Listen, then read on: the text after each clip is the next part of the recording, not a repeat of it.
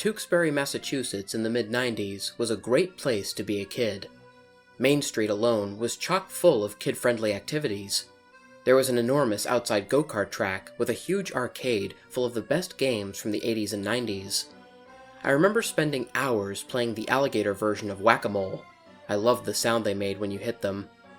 Then, just down the street, was Toontown. It wasn't anything special, just a typical 90s music store, but they had that cute little dog with the bandana who showed up in every commercial. Though I've long since forgotten the little guy's name, he was really cute, and whenever I'd go in to buy a new cassette tape, he'd be there to greet me at the door. Out of all the places I went to as a kid, Funland was by far the greatest. They had their own go-kart track, a small one for little kids, and a larger one for bigger kids. It wasn't as big or as fancy as the one down the street, but it was still fun. There were batting cages too, lots of them. It even had a small arcade, mostly filled with pinball machines, Pac-Man, and the always popular Simpsons arcade game. You can never go wrong with that. But the best thing about Funland was the mini golf course. It was the only one in the area at the time, and in the eyes of a 10-year-old kid, the place was huge. The iconic spaceship with the Funland logo sat in the center of the park. You could see it from the street, along with a giant giraffe statue that stared into the parking lot, smiling down at you as you entered. There were other memorable statues too, including a pink elephant and a large dollhouse that sat in the back corner. But the greatest part of the entire park was the 18th hole. On the outside, it just looked like a silly outhouse, but if you got a hole-in-one, not only did you get a free game, but the outhouse door would swing open, and you could hear the sound of a toilet flushing, along with the hiss of the hydraulics that moved the animatronic inside. The animatronic was a funny-looking dog wearing overalls, with one strap hanging down off his shoulder as if he had just pulled them up.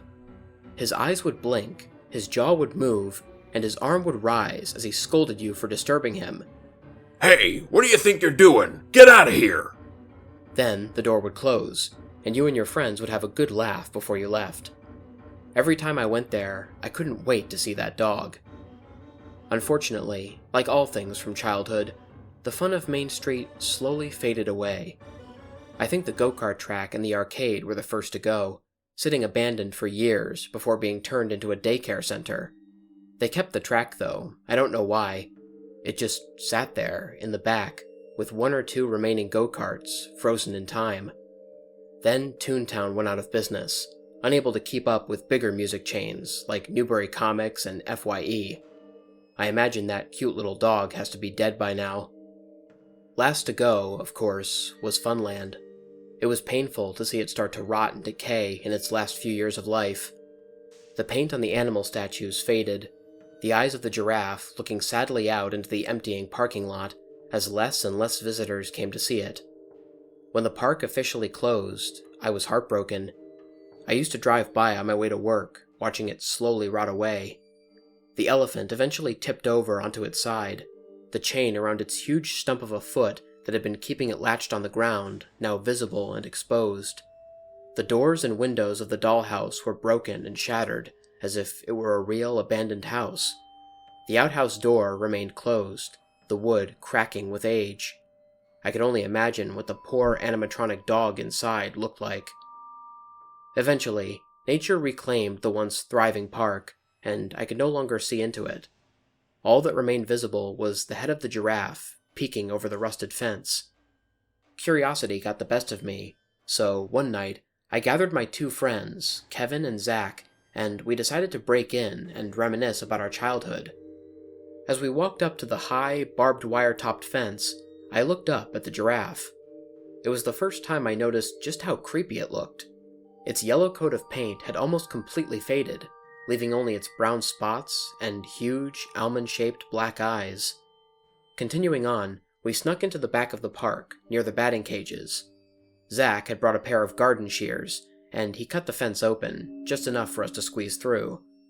As I entered the park for the first time in what must have been over a decade, I looked around in complete awe. I was so excited. Everything was just how I remembered it. The go-karts were still on the tracks, the batting cages still had balls in them, but the arcade was all boarded up, and the mini golf course was covered with trees, and was damp with overflow from the nearby swamp. I sighed, saddened by the sight of what was once a happy and magical place from my childhood. But seeing it all again made my body shiver in excitement. So did the creepy feeling the old abandoned park gave off at night. I never really noticed it until then. We went through the course in order, starting at the first hole. There was nothing special, just the usual challenging mounds of fake grass, now moist with rain. The swamp hadn't reached that far yet. As we continued, we walked past the pink elephant, now a shade of ghostly white. He lay on his side, eyes staring vacantly out into the park, as if he had just expired. I ran my fingers over his massive head before moving on. The dollhouse was the next memorable thing we came across. It looked like a miniature haunted house. I half expected the broken doors and windows to be boarded up like the arcade was, but you could still see inside. The little pieces of furniture were all toppled over and spilled out on the ground.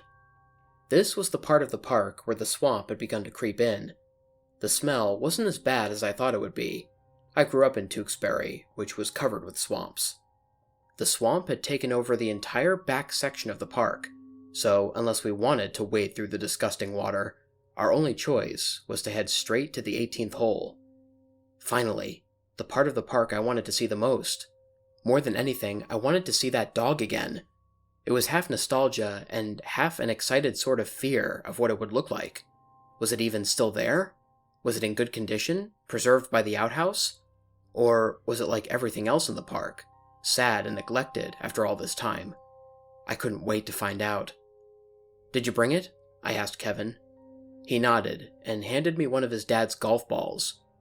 I held it in my hand, sighing deeply as I ran my thumb over the grooves. I stepped up to the outhouse and peered underneath, where I knew the hole would be. There was a sudden flash of light, temporarily blinding me. "What the hell, Zach?" I yelled, blinking away the white-yellow spots in my eyes. "I was just trying to help," he replied moodily. "Let's just hurry up and get out of here." "Yeah," added Kevin. "This place is giving me the creeps." "Not until I see him," I snapped. I'm sure I must have sounded crazy. I was talking about the dog as if it were a person. To me, he was more than just some sideshow attraction to be gawked at. He was a part of my childhood. It was like I was about to meet an old friend whom I hadn't seen in ages. My friends didn't reply. Zach simply kept his flashlight pointed beneath the outhouse, and Kevin sighed in annoyance, tapping his foot impatiently. But now we could all see it. The hole. The white tube in the ground that brought the golf balls back into the little hut outside the arcade.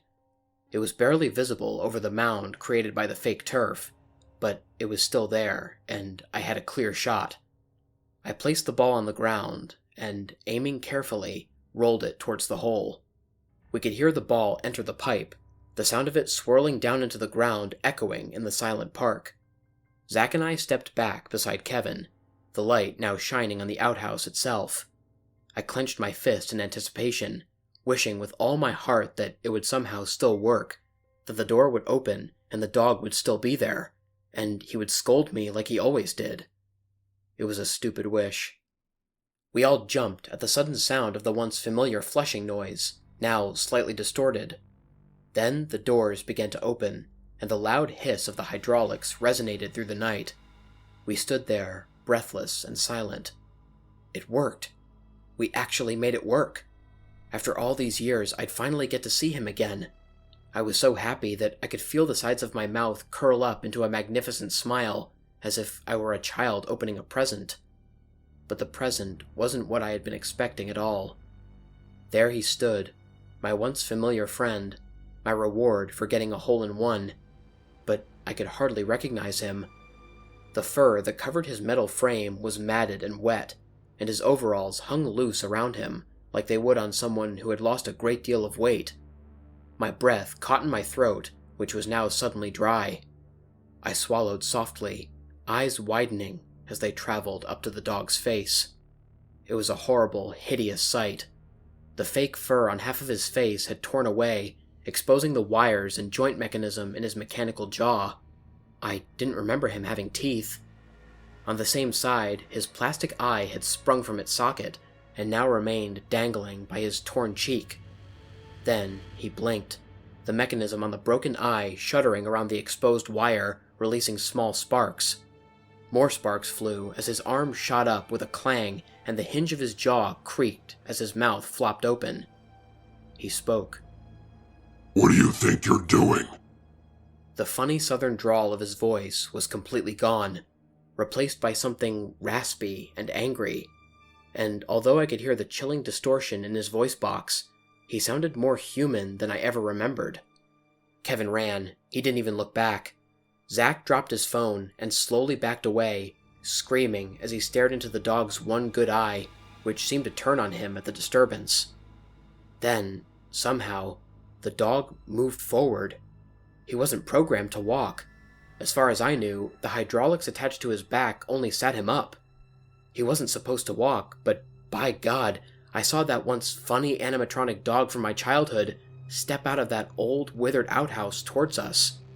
I stood there, frozen in fear, staring at it. "Screw this," I heard Zach utter, before he too left me. Now I was alone, with him. I had spent so many years thinking about this very moment.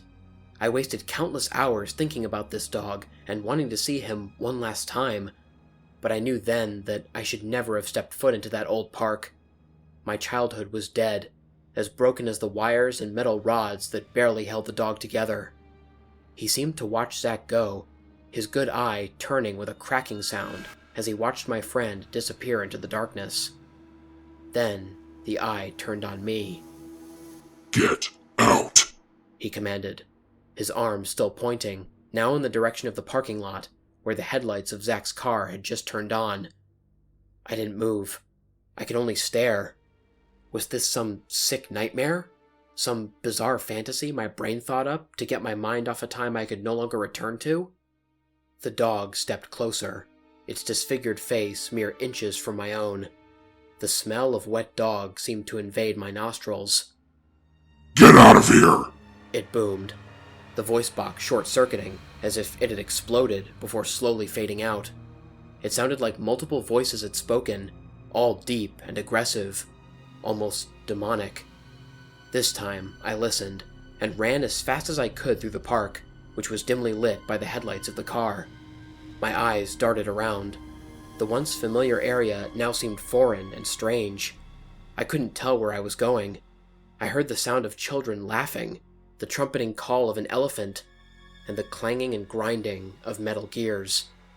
When I finally reached the fence, I tried sliding through the hole we came through, but I got stuck on something. I looked down to see if my jacket was caught, but it wasn't. Then I looked back. Staring right into my eyes was one white plastic eyeball with a painted-on black pupil.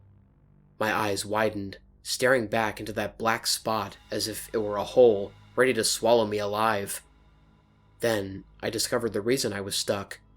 The hand of the animatronic dog was gripping the back of my collar. I remember thinking that the hand was supposed to be stuck in a pointing position. It didn't have any mechanical function to actually open and close. But then again, the dog wasn't supposed to be walking either. "You shouldn't have come back," I heard it whisper, sending a chill up my spine. Then it released me with a shove, and I fell through the opening in the fence. Scrambling to my feet, I ran to Zach's car, not once looking back as he sped off down Main Street. It's been 5 years since that night. I don't talk to Kevin or Zach much anymore, and we've never once spoken of the incident, not even on the car ride home. I never drove down that stretch of Main Street either. Until today. It was late, and the road I usually take had a detour, which led me right to it. What harm would driving by do anyway, I thought. But I should have known. I tried not to look. I really did. But I just couldn't help sneaking a peek. I couldn't see much through all the rain, but I noticed the large for lease sign that now hung on the fence. The giraffe was gone, or perhaps it had fallen over and was hidden under the thick brush.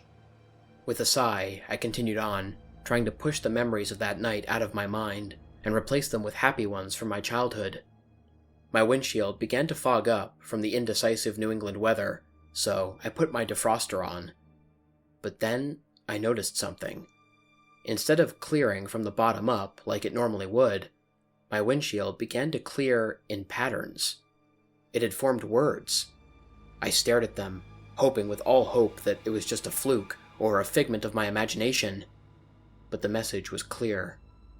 Don't come back. When the police asked what caused me to crash into the pole just outside the abandoned park, all I could do was wrap the blanket they gave me tightly around myself as I stared back towards the bushes and trees that concealed the location of the 18th hole. Dog was all I could tell them. It was that dog.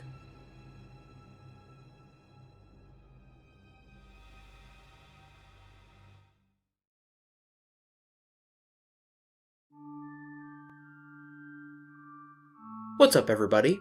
Lone Wolf here. I hope you guys enjoyed listening to tonight's video. In case anyone is interested, all of the various elements used in this video, including pictures, music, sound effects, and stories, will be linked in the description below. Anyways, if you guys enjoyed the video, please feel free to like, share, and subscribe if you haven't already. Also, click the bell for notifications so you don't miss a new video. If anybody has any personal stories or story recommendations for me, or any advice to help improve the channel, there will be links to all of my social media platforms in the description. I'm mostly active on Twitter and on Instagram, but I also have an email, a Discord server, and a TikTok account that you can message me on as well. Until next time, stay spooky. And remember, The hunt begins when the moon is full.